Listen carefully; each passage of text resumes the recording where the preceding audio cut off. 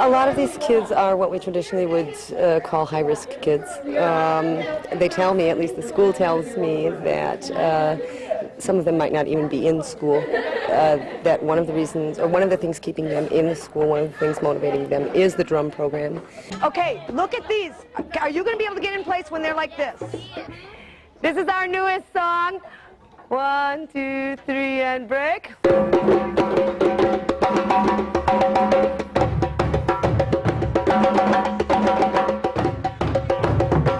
have 3 different groups of performers at 3 different levels of proficiency on the drums. The advanced, intermediate, and beginning groups, which actually now have different names. We've given them African names, and I think it's important that the children know where these rhythms come from, where the drums come from. I try to incorporate as much history as possible into the learning process. The purpose of these drums is to accompany the dance. In the African context, you would be celebrating things. I like to teach the kids, it's just like if you have a wedding here in the United States, you have a band that comes and plays music and everybody dances. Well, it's quite similar in Africa, but that the music is not a guitar and a bass and a keyboard, it's a dundunsang kinkini and a djembe. I walked into the room with the drums, I remember, and they just started randomly beating the drums. Well, the first thing I did was start randomly abusing my vocal cords and telling them that this was not going to be the way it was going to happen, that these drums had very specific rhythms that needed to be played on them, that they were formal musical instruments, and you don't beat the drum, you drum the beat, and you can't drum the beat if you don't know what the beat is. And I would be happy to share with them some of those beats, but that they would have to do it my way.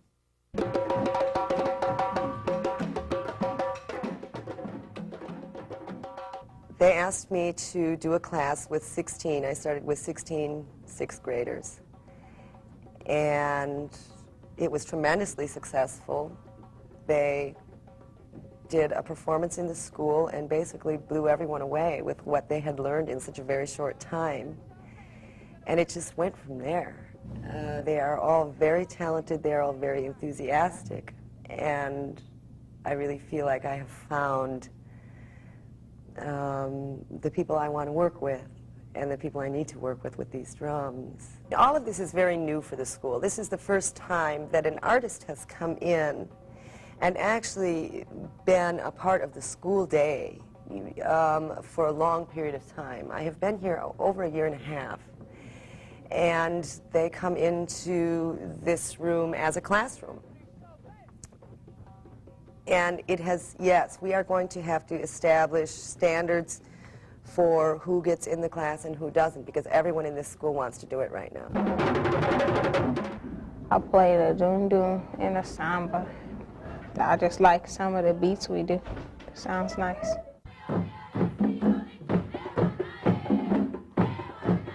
So Lillian doesn't make teaching so boring, and violin and stuff is boring to me.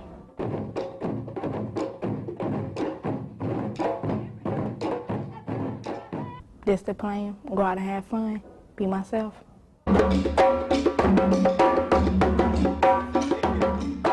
The advanced group, which has been with me for almost a year and a half, is called Nankama, which is a word from the Malinke language. These are the drums of the Malinke people in Guinea, West Africa.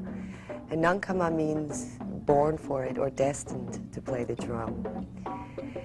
And I gave them that name because many of them seemed to just have been destined to do this.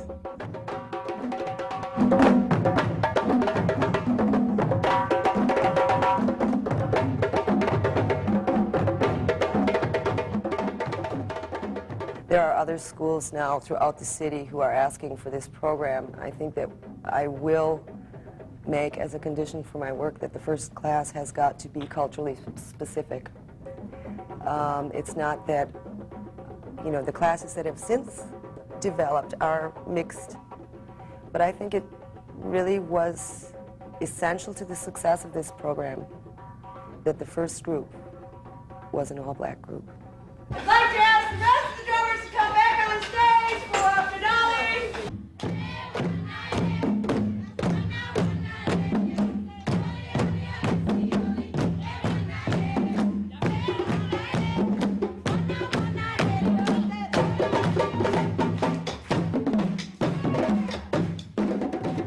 a lot of these experiences that some of these kids have with broken homes and economic disadvantages and all of these things, I really went through the ringer myself. I've been through all this and never really had the chance to be a kid myself. And sometimes I say to people that I really have just gone back now at 34 and started being a kid myself. This is my playground. When I first came back to the United States, I really felt like, oh, I've just destroyed my entire career, and there's nothing for me to do here, and there are no djembe drummers, and why did you do this? You threw away a European career. You're crazy. And now looking back at it, it's like this is the reward, and this is the reason that I did it, even though I didn't know this was waiting for me. This was waiting for me, and I wouldn't trade it for anything.